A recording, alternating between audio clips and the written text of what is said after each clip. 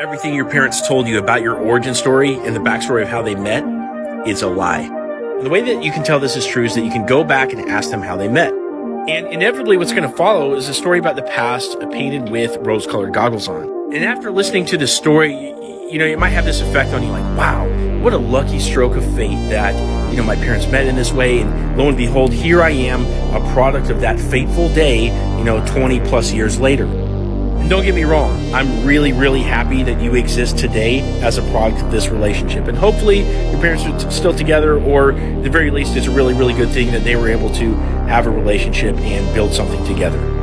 But here's the hard facts. Almost nobody stays in the single dating world for long enough to have more options than to just settle for the first person that comes their way. The first person that's not too amazing, that doesn't make them feel nervous, that they blow themselves out of the water for.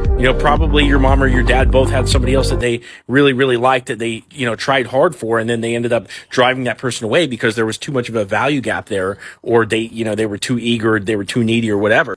And so because the dating world is so hard to deal with, most people just, sort of opt out too soon, and they end up settling for kind of the people that are in their immediate proximity, friends from work, somebody from their small social circle, somebody they met at the gym, somebody in their close proximity.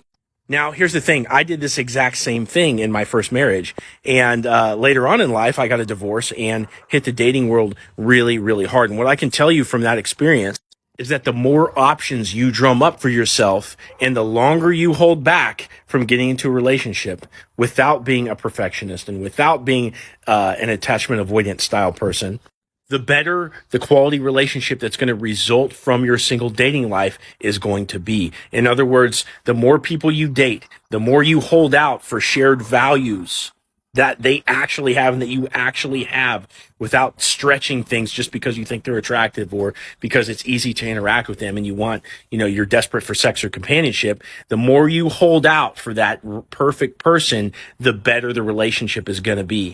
And nobody does this because they're scared of rejection. They don't want to have to keep going out on awkward dates. They don't want to have to fill the awkward silence. They don't want to have to make the awkward first phone call. They don't want to have to compete with other guys or other girls. Almost nobody stays in the single dating arena for long enough to really, have a good experience from it. So don't be like them. Be different. Hang in there. Stay in there for long enough to get the exact type of woman that you want. Because unless your parents were dating for anywhere from 3 to 7 other people at the exact time that they met their spouse, chances are they didn't do it. Drop your thoughts in the comments and check out my other videos up here.